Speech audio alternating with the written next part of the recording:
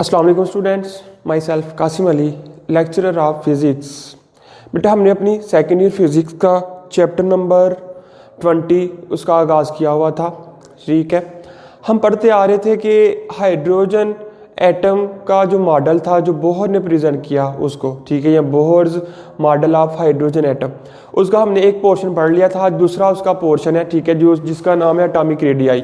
ठीक है, ये मैं उसका मेजर टॉपिक नाम उधर ही रह देता हूँ। आगे उसका नाम क्या है, एटॉमिक क्वांटाइज्ड रेडियाई। उसका जो उसने प्रेजेंटेशन की थी या कैलकुलेशन की थी वो भी सारी इसी के मुताल्लिक थी, क्वांटाइज्ड रेडिएशन, क्वांटाइज्ड रेडियाई। ठीक हो गया स्टूडेंट्स। तो आज अभी हम जो स्टडी करने जा रहे हैं वो है क्वांटाइज्ड रेडियाई। क्वांटाइज रेडियाई पढ़ने से पहले ये मैंने एक इधर फिगर ड्रा किया। फिगर तो सर्कल मेरे से इतना अच्छे से नहीं बन सका, ठीक है, लेकिन आप अज्यूम कर लें कि हमारे पास क्या है, एक न्यूक्लियस है।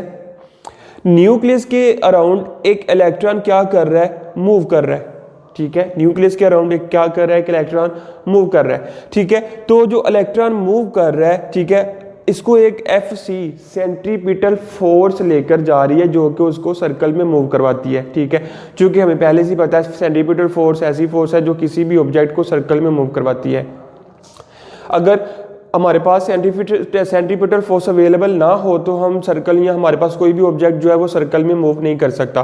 तो सेम इधर यही कह रहे हैं कि हमारे पास एक सेंट्रीपिटल फोर्स थी जो कि इसको सर्कल में मूव करवा रही थी। ठीक है, फिर हमारे पास एक फोर्स थी, इलेक्ट्रॉन की फोर्स, ठीक है, जो चार्ज की जो फोर्स आ रही थी, इधर चार्ज को भी रिप्रेजेंट करता है, फोर्स ऑफ चार्ज। ठीक है, चार्ज की वजह से जो फोर्स थी वो भी।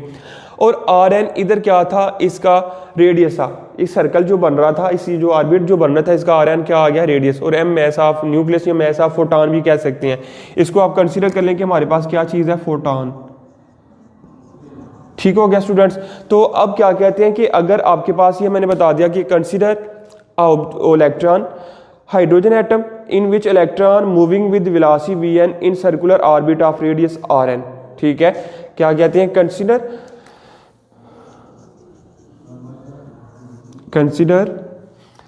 consider a hydrogen atom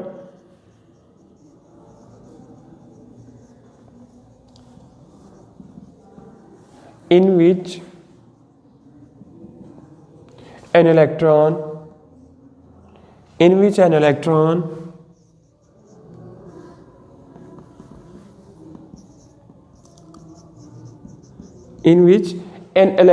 moving with velocity Vn, moving with velocity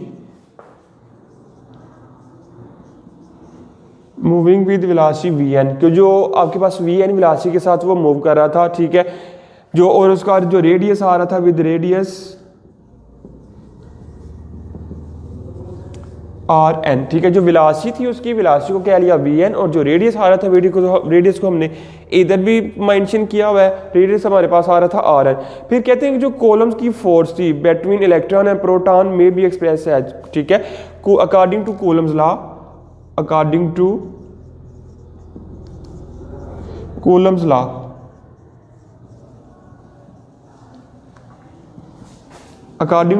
law, ठीक है, कूलम लॉ की जो फोर्स थी between two charges electron and proton. अब इधर क्या बनेगी, Fe इज इक्वल टू, अब इधर एक कांस्टेंट हम यूज कर रहे हैं K। अब चार्जेस हमारे पास आ रहे थे E और E डिवाइडेड बाय R का स्क्वायर। ठीक है, डिस्टेंस बिटवीन देम ये आपके पास बन जाएगी। और R को हमने क्या क्या हुआ है, R सिंपल नहीं है बल्कि R हमारे पास N आ रहा है। अब K into E dot E over R square N। ठीक है, ये फोर्स ही कूलम की फोर्स, क्योंकि हमारे पास दो चार्जेस थे, अब चार्जेस हमारे पास E की फॉर्म में आ रहे हैं, दोनों E हमने लिख लिया। अब अगर इसको क्या करें, E डॉट E यानी कि हो जाएगा, E को E से मल्टीप्लाई करें तो आपके पास क्या हो जाता है, E का स्क्वायर डिवाइडेड बाय Rn का स्क्वायर। तो ये आपके पास फार्मूला बन जाएगा Fe का। ठीक है, Fe का आपके पास जो फार्मूला बन रहा है वो आपके पास आ जाएगा ये। ठीक हो गया स्टूडेंट्स। अब कहते हैं कि आपके पास यहाँ पर जो K है ये कूलम का कांस्टेंट है।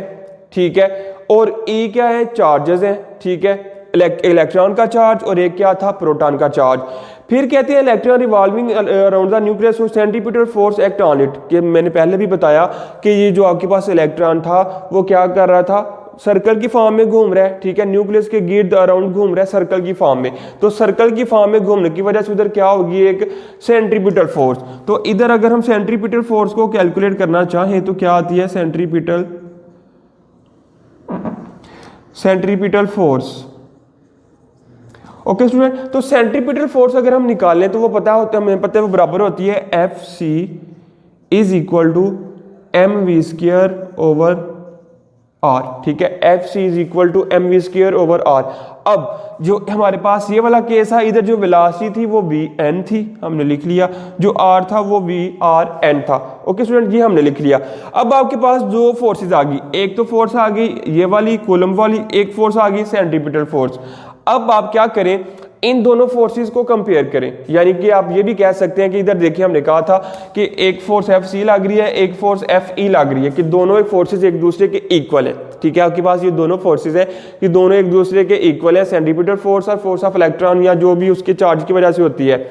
अब क्या करें, आप लिखें इधर Fc is equal to Fe, ठीक है, Fc किसके बराबर आ रहा है, Fe के। अब आप क्या करें, इन दोनों की वैल्यूज को पुट करें। Fc आपके पास क्या था, mv² ओवर r, लेकिन nn आ रहा था साथ, इज इक्वल टू Fe आपके पास आ रहा था k इंटू ई का square divided by are N का स्क्वायर। ठीक हो गया स्टूडेंट। अब अगर हम इधर से निकालना चाहें mv की वैल्यू, तो ये वाला r इधर क्या हो रहा है, ये वाला r दूसरी तरफ जाकर क्या हो जाएगा, इधर डिवाइड है, दूसरी तरफ जाकर मल्टीप्लाई, तो आपके पास mv² n is equal to k dot E का square divided by are N का स्क्वायर और डॉट ये आपके पास r आ जाएगा आर एन, सिंपल। तो ये देखें, ये वाला स्क्वायर इस r के साथ क्या हो जाएगा, कैंसिल आउट हो जाएगा। कैंसिल आउट होने के बाद आपके पास जो आंसर बनेगा mvn का स्क्वायर इज इक्वल टू के ई का स्क्वायर डिवाइडेड बाय खाली एक आर एन आ जाएगा। चूंकि ये स्क्वायर जो था इस आर के साथ कैंसिल आउट होकर बाकी जो हमारे पास आंसर बचा है वो बचा है mvn का स्क्वायर इज इक्वल टू के ई का स्क्वायर ओवर आर एन। तो ये पास आपके पास आ गया, आपके पास mv की वैल्यू निकाल लिया आपने, इसको आप कह लें इक्वेशन नंबर 1। ठीक हो गया स्टूडेंट्स। अब आपने इसको क्या कह लिया, इक्वेशन नंबर 1। फिर देखें, कहते हैं according to second postulate of Bohr, कि बोहर का अगर हम सेकंड पार्सुलेट देखें, अकॉर्डिंग टू सेकंड पार्सुलेट,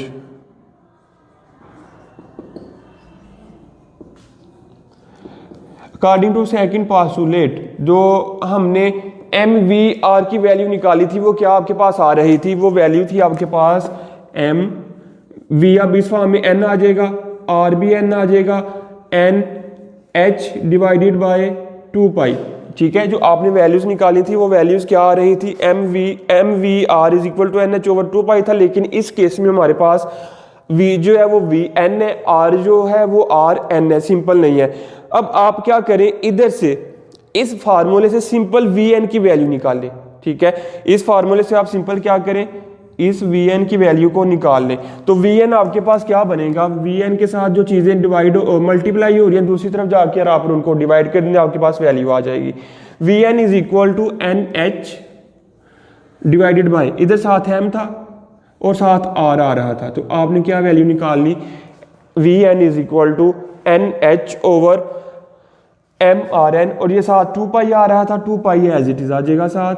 ठीक हो गया। तो वी आई की जो वैल्यू आपने निकाली फाइनल वैल्यू, वो आपके पास क्या निकली, मैं ज़रा सही तरह लिख देता हूँ, 2 पाई इंटू साथ था m और साथ था आर एन, तो ये आपके पास किसकी वैल्यू आ गई, वी एन की।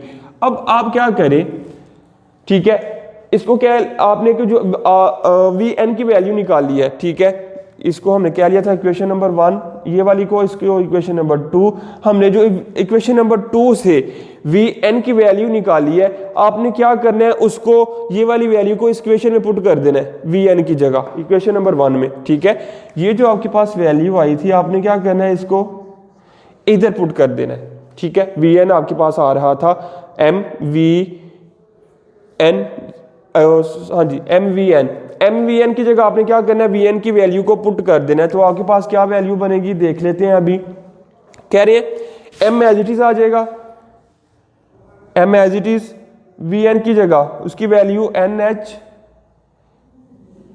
डिवाइडेड बाय 2 पाई m और r का Rn इज इक्वल टू, और ये वैल्यू एज इट इज आ जाएगी किधर गई ये वाली, k e का स्क्वायर डिवाइडेड बाय Rn। ठीक हो गया, ये आपके पास वैल्यू आ गई। अब आप क्या करें कि इसका देखें, इधर हमारे पास का Vn का स्क्वायर था लेकिन इधर खाली Vn था, तो मतलब इसका भी आपके पास क्या आ जाएगा, स्क्वायर आ जाएगा। अब आपने क्या करना है, इसके स्क्वायर को एक्सपेंड कर दें। ठीक है, इस फार्मूले के अंदर या इस ब्रैकेट के अंदर जितनी भी वैल्यूज आ रही हैं वो सारी की सारी क्या बन जाएंगी, इसका स्क्वायर बन जाएंगी। ठीक है स्टूडेंट्स, तो अब आप क्या करें, m as it is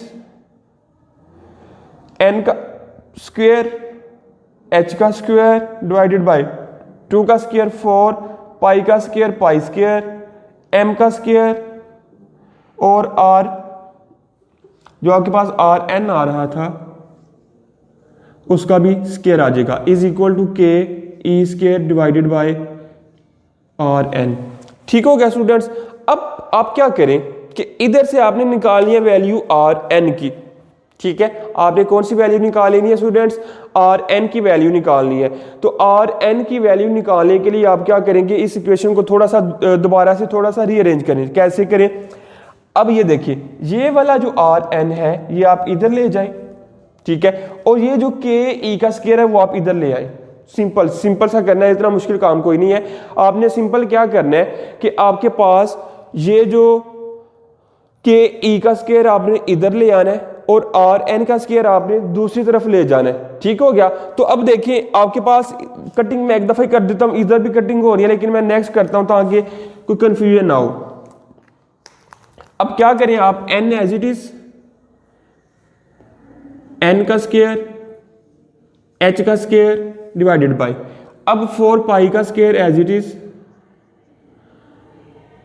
m का स्क्वायर और इधर Rn का स्क्वायर मैंने कहा आपने यहां से इसको शिफ्ट करके इधर ले जाना है और इसको शिफ्ट करके आपने इधर ले आना है।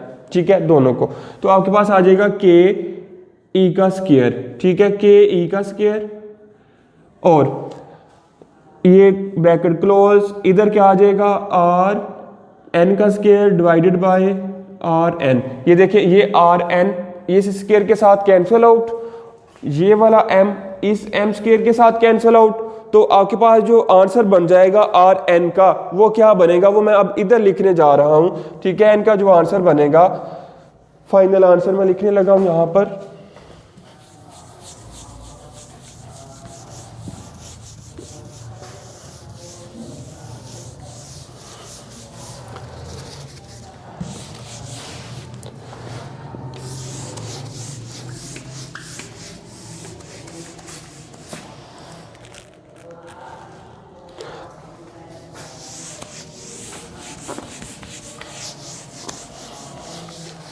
ठीक है स्टूडेंट्स, मैं इसको भी रेज कर ही देता हूं ताकि कोई सारा आगे वाला पोर्शन हमारा इसी के ऊपर आ जाए। कैलकुलेशन सारी हमने अभी परफॉर्म करवानी है। ओके स्टूडेंट, तो अभी हमने इधर क्या किया, हमने इधर से निकाल ली Rn का फार्मूला बनाना चाह रहे थे हम, तो आपके पास जो Rn की वैल्यू बनेगी Rn इज इक्वल टू, अब ये देखिए ये वाला m कैंसिल हो गया है तो समझे कैंसिल, फिर आपके पास क्या बच जाएगा, n का स्क्वायर साथ आ जाएगा h का स्क्वायर डिवाइडेड बाय 4 पाई का स्क्वायर m इंटू के ई का स्क्वायर। ये आपके पास फार्मूला आ रहा है Rn का। ठीक है, Rn का, इसको आपने क्या लिया, इक्वेशन नंबर 3, 1 और 2 हमने इधर लिखी हुई थी, अब इसको क्या लिया हमने, इक्वेशन नंबर 3। अब देखिए स्टूडेंट्स, आपके पास ये जो आ रहा है, अगर हम n को इधर से ऐसे लिख दे n का स्क्वायर और इसको ब्रैकेट के अंदर, अब ये देखिए ये सारे के सारे आपके पास क्या आ रहे हैं, सारे के सारे आपके पास कांस्टेंट्स आ रहे हैं। ठीक है, कांस्टेंट यानी कि h क्या था, प्लांक्स कांस्टेंट था, वो भी आपके पास कांस्टेंट है। ठीक है, अब 4 पाई भी constant, m mass of electron भी कांस्टेंट आपके पास, k जो था आपके पास कॉलम्स कांस्टेंट, ये भी कांस्टेंट है, e चार्ज ऑफ इलेक्ट्रॉन, ये भी आपके पास सारे के सारा कांस्टेंट आ रहे हैं। ठीक है स्टूडेंट, तो अब आपने क्या करना है, इनकी जगह इनकी वैल्यूज को पुट करते जाना है। ठीक है। अब अगर प्लांक्स कांस्टेंट की अगर हम वैल्यू पुट करें, आपने क्या करना है, इन सब की वैल्यूज को इधर पुट कर देना है। वैल्यूज को पुट करने लगा हूं मैं। एच था प्लांक्स कांस्टेंट जो था 6.63 इंटू 10 की power -34 divided by 4 as it is. Pi की वैल्यू होती है 3.14, इसका स्क्वायर आ गया। एम मैस ऑफ इलेक्ट्रॉन होता है 9.1, मैस ऑफ इलेक्ट्रॉन होता है 1.6 इंटू 10 की पावर 19, 1.6 इंटू 10 की पावर -19। साथ के था कूलम कांस्टेंट, कूलम कांस्टेंट की वैल्यू क्या आ रही थी, 9 इंटू 10 की पावर 9, 9 इंटू 10 की पावर 9। और साथ आ रहा था इलेक्ट्रॉन, चार्ज ऑफ इलेक्ट्रॉन, वो होता है 9.1 इंटू 10 की पावर -31। ठीक हो गया। ये सारी वैल्यूज को पुट कर दिया मैंने, सारी वैल्यूज, ये से इधर भी इसका स्क्वायर आ रहा था। सारी वैल्यूज को अगर आप कैलकुलेटर की मदद से हल करें तो आपके पास जो फाइनल आंसर आता है वो आपके पास आंसर आ जाएगा 0.053 इंटू 10 की पावर -9 मीटर। और 10 की पावर -9 आपको पता है वो बराबर होती है नैनो के 0.053 नैनोमीटर। ये आपके पास आ जाएगा आर एन की वैल्यू। ठीक है, ये आपने ज़बानी भी याद रखनी है, हो सकता है आपको किसी न्यूमेरिकल या किसी एग्जाम्पल वगैरह में पूछी जा सके। ओके स्टूडेंट, ये थी आपके पास आर एन की वैल्यू, जिसकी सिंपल कैलकुलेशन थी। उम्मीद करता हूँ कि आपको समझ आ गई होगी। सारी मैथमेटिकल फॉर्म हमने देख ली अब तक। ठीक है, सारी मैथमेटिकल फॉर्म से ही हमने ये इक्वेशन ड्राइव कर ली। अब कहते हैं कि अगर आपके पास इक्वेशन 3 को हम क्या करें, ये वाली आर एन की वैल्यू, ये देखिए क्या आई थी, ये आर एन की वैल्यू ये आई थी। आपने इसकी जगह इस सारे की वैल्यू को जगह ये पुट कर देना है। तो आपके पास जो आर एन का फार्मूला बन रहा था, जिसको आप अब कह सकते हैं R1 भी कह सकते हैं, एन स्क्वायर, इस सारी वैल्यू की जगह ये वैल्यू आ जाएगी 0.053 नैनोमीटर। ठीक है, R1 आपके पास जो आ रहा है, ठीक है, पहले आप RN ही रहने देते ताकि कंफ्यूजन ना हो। ठीक है, RN आपके पास जो वैल्यू आएगी ये भी वैल्यू होती है, RN is equal to n का स्क्वायर, साथ आ जाता है 0.053 नैनोमीटर। इसको आप कह सकते हैं इक्वेशन नंबर 4। ठीक हो गया स्टूडेंट्स, इसको आपने क्या लिया, इक्वेशन नंबर 4। अब अगर देखें n की वैल्यूज, डिफरेंट वैल्यूज के लिए अगर आप n की वैल्यू के लिए Rn की वैल्यू निकालेंगे तो क्या आएगी। सपोज पहले के लिए for n is equal to 1, for n is equal to 1। अब आपने क्या करना है, n की जगह 1 पुट कर देना है, तो आपके पास जो R1 आ जाएगा। ठीक है, n की जगह भी 1 का स्क्वायर, साथ आ जाएगा 0.053 नैनोमीटर। और ये सबके लिए एज इट इज चलता आएगा, 1 2 3 4 सबके लिए ऐसे आएगा। अगर इसका आंसर निकालें तो आपके पास आ जाएगा 0.053 नैनोमीटर। ठीक है, तो आपके पास ये सारे का सारा आंसर इसी तरह आता जाएगा। अगर आप n के लिए ये जनरल फार्मूला था 2 पुट करेंगे तो इधर भी 2 आ जाएगा, इधर भी 2, ये वैल्यू चेंज होती जाएंगी। ठीक है, फिर आपके पास जो Rn की वैल्यू देखें, सेपरेट वैल्यूज आपने निकाल लेनी है। उम्मीद है कि आपको समझ आ गई होगी। फिर कहते हैं radii of different Bohr stationary orbit, कि डिफरेंट ऑर्बिट के लिए जो रेडियाई होती थी बोहर के लिए वो क्या आ रही थी, उनको भी देख लेते हैं।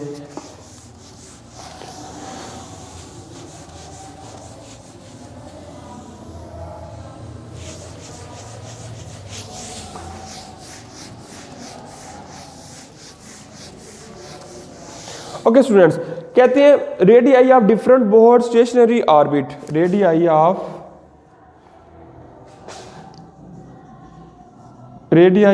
डिफरेंट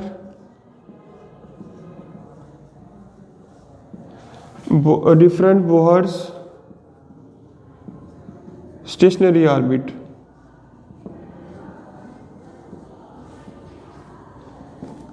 ठीक हो गया। अब कहते हैं कि आपके पास क्या करें, कहते हैं radii different Bohr stationary orbit are given by, जो गिवन है वो क्या है, Rn is equal to R1 plus R2 plus R3 R1 plus 4R1 plus 9R3 plus 16R4 and up to so on. ठीक है, जो डिफरेंट रेडियाइज आपके पास आते हैं, सो ये आपके पास 1 2 3 नहीं आएगा, सारे का सारा 1 ही आएगा, 1, ये भी 1 और ये भी आपके पास 1 ही आएगा। ठीक है। Radius of different Bohr stationary orbit, different stationery orbit के लिए जो वैल्यूज आ रही हैं वो क्या आ रही हैं, पहले के लिए आता है Rn, फिर R4, फिर आपके पास क्या आता है, ये भी प्लस नहीं है, ये डिफरेंट वैल्यूज हैं, R1 पहले के लिए, फिर 4R1, फिर 9R1, फिर 16R1, फिर and up to so on, इसी तरह आगे चलते जाएंगे। ठीक हो गया। फिर कहते हैं अगर आपने स्पीड ऑफ इलेक्ट्रॉन को कैलकुलेट करना हो, यानी Vn को कैलकुलेट करना हो, तो आप कैसे निकालेंगे। ठीक है, ये आपने याद रखने हैं, आपके पास ये एमसीक्यूज मोस्ट इंपॉर्टेंट एमसीक्यूज है आपके पास। तो बेटा जी आपने क्या याद रखना है कि जो डिफरेंट बोहर के स्टेशनरी ऑर्बिट के रेडियाई थे उनमें से पहले को R1 कहते हैं, दूसरे को 4R1 कहते हैं, तीसरे को 9R1 और 4 को क्या कहते हैं 16R1, यानी कि स्केल लेते जाते हैं हम। ठीक हो गया।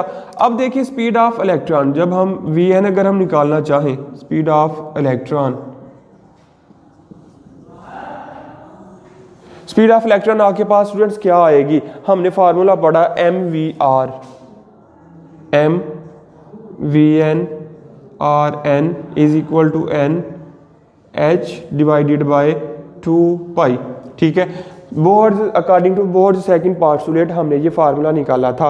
अब अगर आप इधर से निकाल लें Vn का फार्मूला, जैसे कि हमने पहले भी ड्राइव किया था, Vn इज इक्वल टू आपके पास आ जाएगा NH, और ये दोनों चीज़ें जाकर इधर डिवाइड 2 पाई m Rn। ठीक है, ये फार्मूला बन गया आपके पास। अब आप क्या करें, Rn की वैल्यू आप स्टूडेंट्स पहले से निकाल चुके हुए हैं, Rn की वैल्यू जो हमने ये वाली निकाली थी आप इसमें पुट कर दें, Vn is equal to NH divided by 2 pi साथ m, और Rn की जगह आज की ये वैल्यू आ जाएगी n का स्क्वायर h का स्क्वायर डिवाइडेड बाय 4 पाई का स्क्वायर m के ई का स्क्वायर। ठीक है, अब आप देखें अगर कटिंग करना चाहें, 2 इसके साथ कट गया, पाई इस स्क्वायर के साथ कट गया, m इसके साथ कट गया, तो आपके पास ये देखें जो नीचे वाली टर्म्स हैं सबसे ऊपर चली जाएंगी according to math rule. Vn आपके पास आ जाएगा NH। ठीक हो गया। फिर कटिंग दोबारा भी करते हैं, दोबारा कटिंग होगी इसमें, वो भी हम देख लेते हैं, या इधर ही देख लें। अब देखिए ये वाला n इस स्केयर के साथ, ये वाला h इस स्केयर के साथ, तो आपके पास जो आंसर बनेगा ये नीचे वाले पोर्शन ऊपर चले जाएगा, 2 पाई के E square divided by NH। तो ये आपके पास आ जाएगा फार्मूला स्पीड ऑफ इलेक्ट्रॉन। ठीक है, स्पीड ऑफ इलेक्ट्रॉन ये आपके पास फार्मूला आ जाएगा। तो स्टूडेंट यहाँ तक था हमारा टॉपिक, जो था हमारे पास Bohr model of hydrogen atom का सब टॉपिक था क्वांटाइज्ड रेडियाई। ठीक है, क्वांटाइज्ड रेडियाई में मुझे उम्मीद है कि आपको क्लियरली समझ आ गई होगी सारे टॉपिक की।